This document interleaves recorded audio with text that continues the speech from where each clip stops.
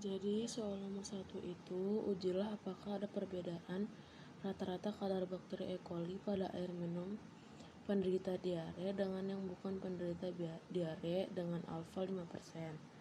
Jadi langkah pertamanya, kita shortcast dulu datanya.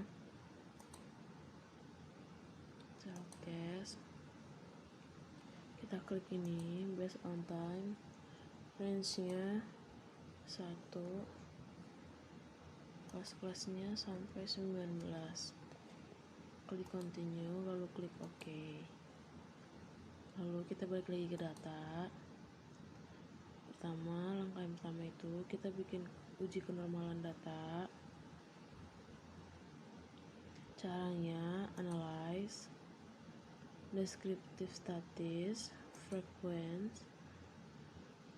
Kadar bakterinya kita masukin ke variabel, statistiknya mean, median, skewness, klik continue, chartnya histogram, show normal, continue, displaynya dimatiin, lalu klik OK.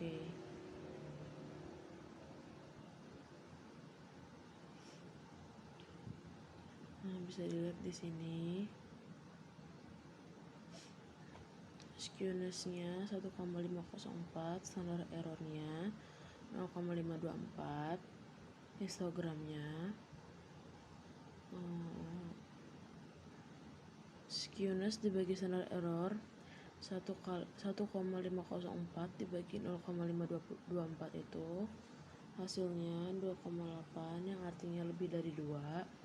Berarti data tersebut berdistribusi tidak normal dan histogramnya landai ke kanan.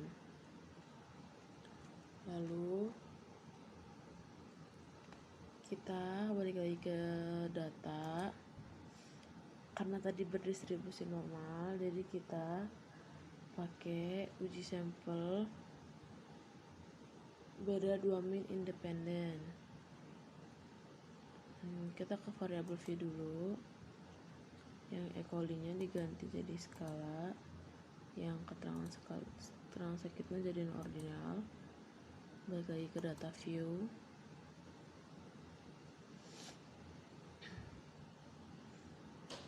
Lalu klik analyze.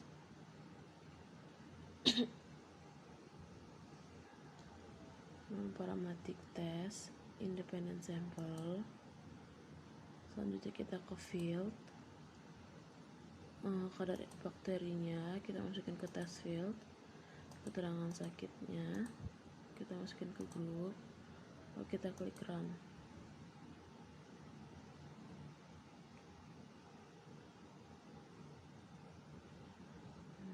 Bisa dilihat di sini P-nya 0,001, berarti p-value-nya lebih kecil dari alfa. Dan di sini juga null hipotesisnya, the distribution of kadar bakteri is the same across categories of keterangan sakit. Berarti H0-nya ditolak. Keputusannya ada perbedaan antara rata-rata kadar bakteri E. coli pada air minum penderita diare dengan yang bukan penderita diare. Lalu untuk soal yang nomor 2,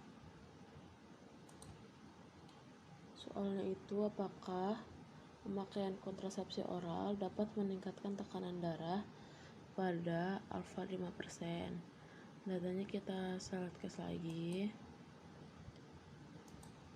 Range-nya diganti 1 sampai 8.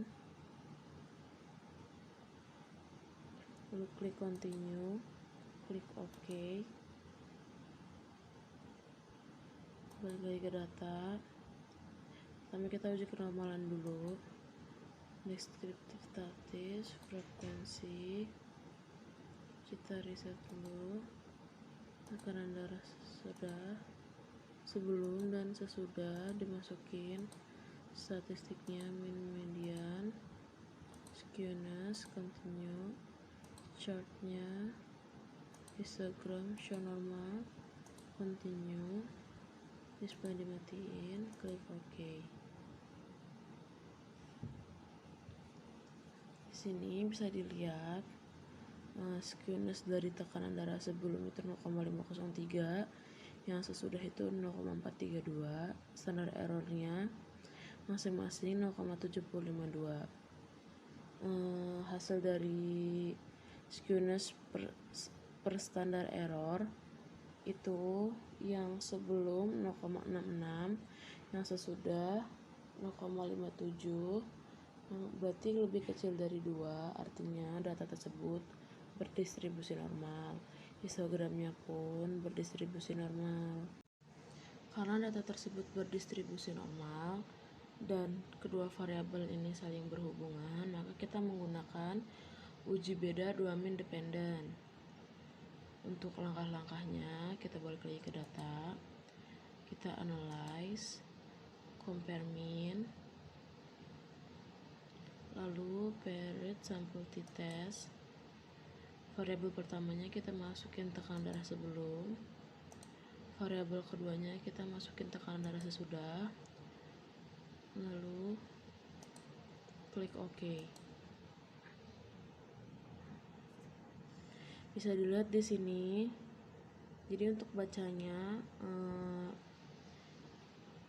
P-nya itu ada di paired sample test yang di significant to tilt, berarti p-value-nya itu 0,019, yang artinya P lebih kecil dari alfa, berarti H0-nya ditolak. Jadi jika H0 ditolak, kita pakainya HA, maka keputusannya ada hubungan antara tekanan darah sebelum dan sesudah pemakaian kontrasepsi oral.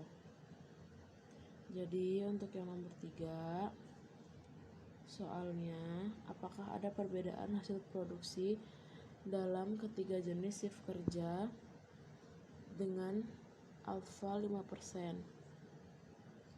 Kita balik lagi ke data. Untuk yang nomor 3,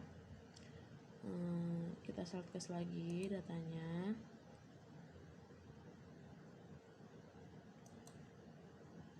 Range kita ganti 1 sampai 22, klik continue, klik OK. Balik lagi ke data, kita lakukan uji kenormalan lagi, klik analyze, descriptive statis, frekuensi, kita reset, kita masukin hasil produksi, dan kita masukin shift-nya juga, statistiknya, mean, median, skewness, lalu klik continue, chartnya, histogram, show normal, continue, displaynya dimatiin, lalu klik OK. Bisa dilihat di sini untuk kita cari data tersebut berdistribusi normal atau tidaknya. Skewness di hasil produksi ada 0,063, di shift-nya ada 0,091, standar errornya masing-masing 0,491. Untuk hasil produksi, skewness dibagi standar error itu hasilnya 1,28. Untuk yang shift, skewness dibagi standar error itu hasilnya 1,115, yang berarti keduanya itu lebih kecil dari 2, berarti data tersebut berdistribusi normal. Bisa dilihat di histogramnya juga, mereka histogramnya normal.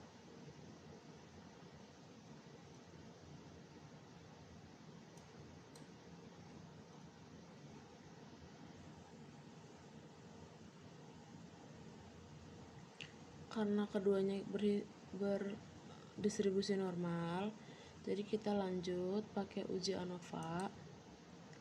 Langkahnya, yang pertama kita klik analyze, lalu compare mean, lalu one way ANOVA, dependent list-nya, hasil produksi, shift-nya masukin ke vektor, post hoc-nya Bonferroni, klik continue. Optionnya deskriptif, continue, lalu klik OK. Nah, bisa dilihat di sini.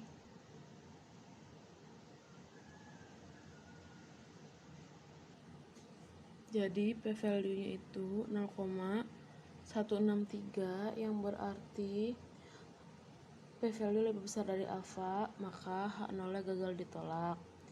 Jadi keputusannya tidak ada perbedaan hasil produksi di antara ketiga jenis shift kerja. Lalu untuk soal yang nomor 4, ada dua soal. Yang pertama, ujilah apakah ada hubungan ventilasi rumah dengan kejadian ISPA pada tingkat kepercayaan 95%. Yang kedua, jenis uji chi-square yang digunakan adalah. Langkah pertamanya, kita select lagi datanya. Select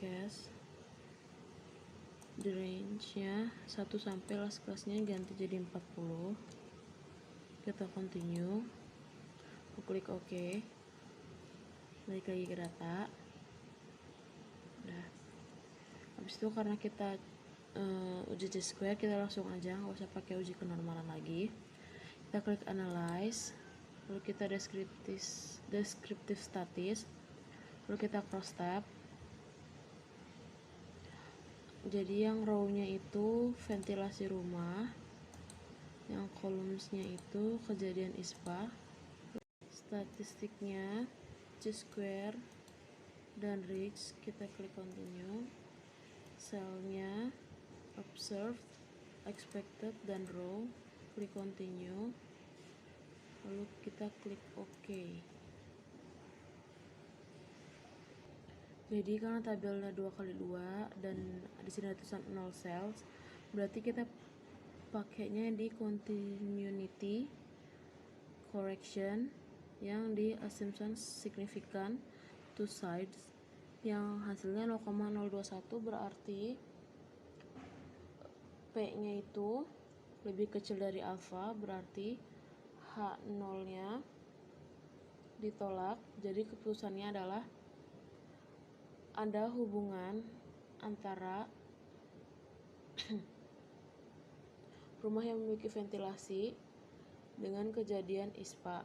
Jadi karena ada hubungan, berarti dari total 22 responden yang tidak memiliki syarat ventilasi, terdapat 14 orang yang terjangkit ISPA, dan dari total 18 responden yang memiliki syarat ventilasi, terdapat 14 orang yang tidak terjangkit ISPA.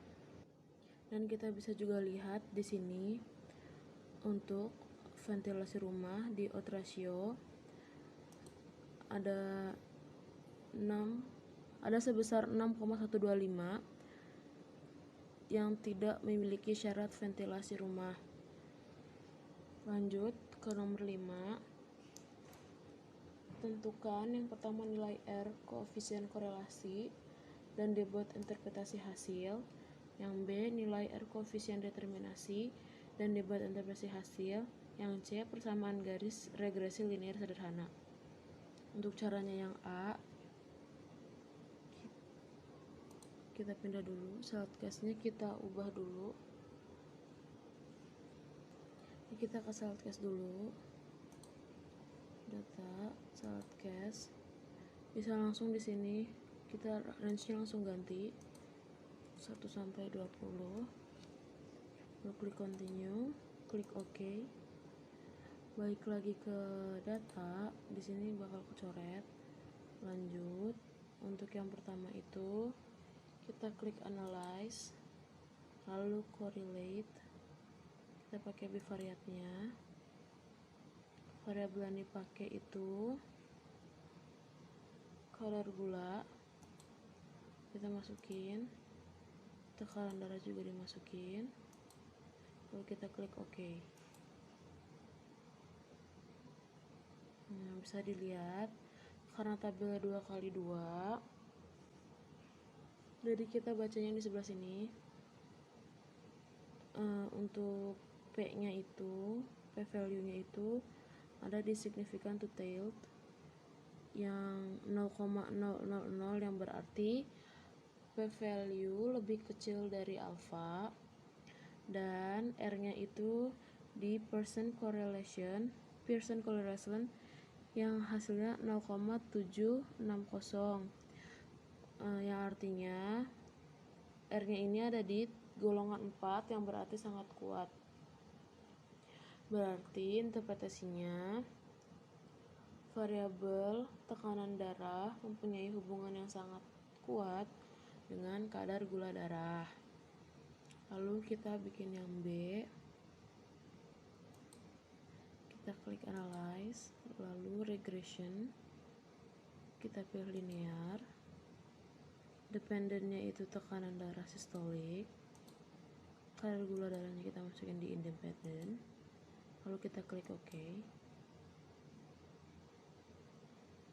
Kita bisa dilihat di sini R square-nya di model summary 0,578 dan p-value-nya di ujian Eva di significant 0,00, yang berarti p-value-nya lebih kecil dari alpha.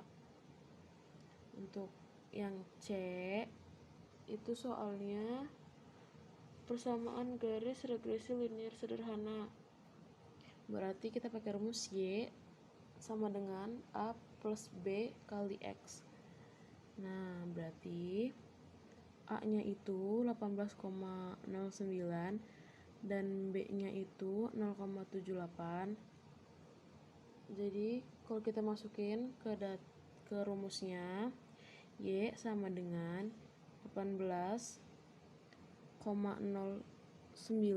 ditambah 0,78 dikali kadar gula darah. Selanjutnya untuk yang nomor 6 itu kita analisis univariat untuk variabel kadar gula darah. Lalu kita bikin kategori gula darah 1 dengan kriteria nomor 1 jika kadar gula darah kurang dari sama dengan nilai rata-rata, yang kedua jika kadar gula darah lebih dari nilai rata-rata. Hitunglah berapa jumlah responden yang memiliki kadar gula darah kurang dari sama dengan nilai rata-rata dan berapa yang memiliki kadar gula darah lebih dari nilai rata-rata. Jadi yang pertama kita lakukan analyze dulu, lalu deskriptif statis, lalu kita klik frekuensinya, ini kita reset, dimasukin kadar gula darahnya, statistiknya, mean, median, standar deviasi, minimum dan maksimum. Kita klik continue, lalu chartnya,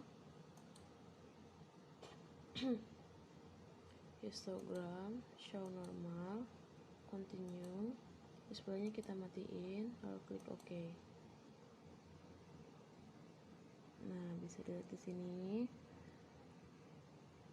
karena kita bikin variabel kategori dengan nilai rata-rata, berarti kita langsung lihat aja nilai rata-ratanya di sini 152,85. Jadi kita bulutin aja nilai rata-ratanya jadi 153. Jadi balik lagi ke data, buat bikin kategori baru berarti kita harus ke transform record into different variable. Kita input variabel yang kadar gula darah. Kita bikin lagi di sini output variabelnya gula darah 1, labelnya kategori kadar gula darah.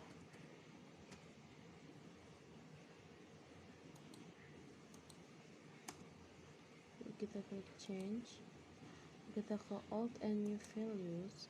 Value yang pertama kita pakai range lowest true value itu 153 tadi karena kita rata-ratanya 153, lalu kita add.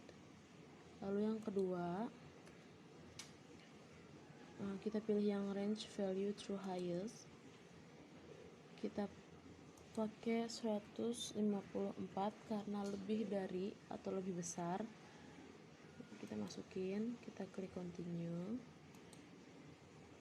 Udah semua, kita klik OK. Sudah, kita balik lagi ke data.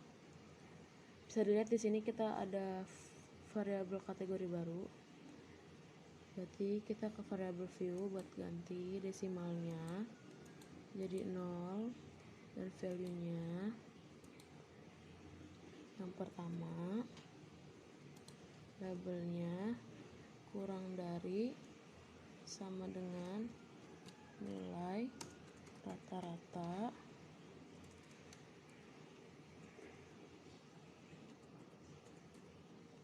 kita add. Yang kedua, lebih dari nilai rata-rata kita add, lalu kita klik OK. Udah, kita balik lagi ke data view, hasilnya udah kayak gini. Lalu yang terakhir itu kita hitung berapa jumlah responden yang memiliki kadar gula darah yang kurang dari sama dengan nilai rata-rata dan berapa yang memiliki kadar gula darah lebih dari nilai rata-rata. Untuk mengetahuinya, kita klik analyze, descriptive statis, kita klik frekuensinya, kita reset, kita pakainya kategori kadar gula darah, statistiknya min, median, kuartilnya juga, standard deviation, minim, maksimum. Kita klik continue.